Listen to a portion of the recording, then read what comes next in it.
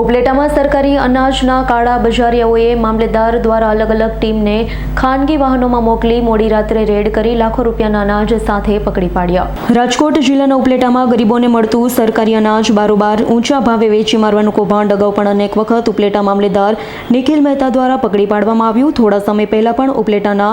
Kolki road પરથી સરકારી અનાજનો જથ્થો પકડી તેમની પૂછપરછ કરવાથી ધોરાજીની બાતમી મળતા ત્યાંથી પણ મોટા પ્રમાણમાં સરકારી અનાજનો જથ્થો પકડી પાડવામાં આવ્યો છે। ત્યારબાદ ફરી ઉપલેટા મામલેદાર નિખિલ મહેતાને ખાનગી રાહે બાતમીના આધારે ઉપલેટા શહેરમાં પણ સરકારી અનાજનો જથ્થો સંગ્રહ કરાતા હોવાની જાણ થતાં સરકારી અનાજના કાળા બજારિયાઓ અનાજના જથ્થાની હેરફેર માટે સરકારી વાહનોની રેકી કરતા હોવાની પણ જાણ મળતા મામલેદાર નિખિલ મહેતાએ તેની ટીમને ખાનગી વાહનો દ્વારા અલગ અલગ દિશાઓમાં તપાસ કરવા મોકલી છેક મોડી રાત્રે તેમની ટીમ સાથે ભાદર રોડ પરના 7 પ્લાઝા એપાર્ટમેન્ટના સામે ડબ્બાના કારખાનામાં અનવરભાઈ ઓસમાણભાઈ વિંધાણી દ્વારા રાખવામાં આવેલા લાખો રૂપિયાનો સરકારી અનાજનો અનઅધિકૃત જથ્થો પકડી પાડ્યો છે, જેમાં 3 વાહનો GJ16805358, બીજું છે GJ13U9203 અને ત્રીજું છે GJ06XX5089 માંથી અનાજનો જથ્થો ગોડાઉનમાંથી અનાજનો જથ્થો મળી કુલ 1100 કિલો ઉપરનો ઘઉં ચોખા ચણાનો જથ્થો જેની કિંમત રૂપિયા 3,18,916 રૂપિયા તેમજ 3 વાહનો અને એક વજન કાંટા સહિત કુલ 4,32,916 રૂપિયાનો મુદ્દામાલ સીઝ કરી અનાજનો જથ્થો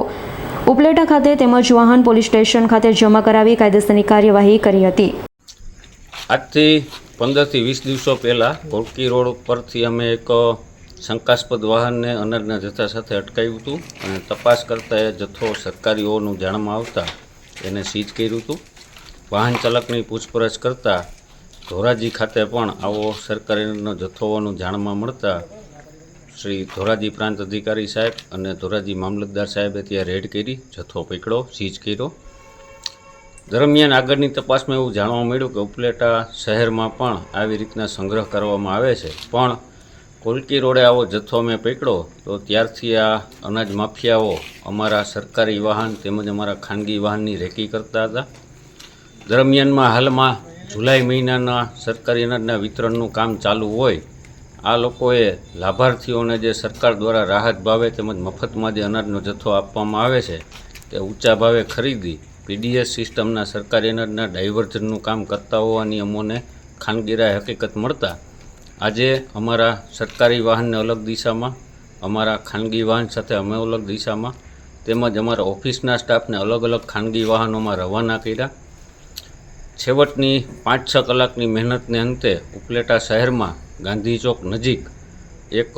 ગોડાઉનમાં આવો જથ્થો રાખ્યો હોવાનું કન્ફર્મ થતાં અમારી ટીમે પોલીસ સાથે અહીંયા રેડ કરી છે।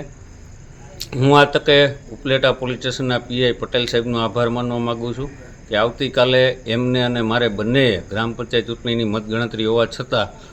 આ કાર્યવાહી આજેના જે થઈ શકે એમ નથી, તેમણે મને પોલીસ બંદોબસ્ત ફાળવ્યો છે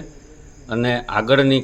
કાર્યવાહી છે એ આવતીકાલે સવારે હાથ ધરવામાં આવશે। ત્યાં સુધી આ જગ્યાએ પૂરતો પોલીસ બંદોબસ્ત રાખવામાં આવ્યો છે જેથી અનાજના જથ્થાનો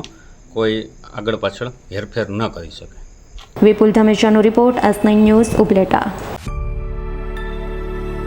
અમારી તમામ માહિતીથી અપડેટ રહેવા માટે જોડાયેલા રહો S9 ન્યૂઝ સાથે।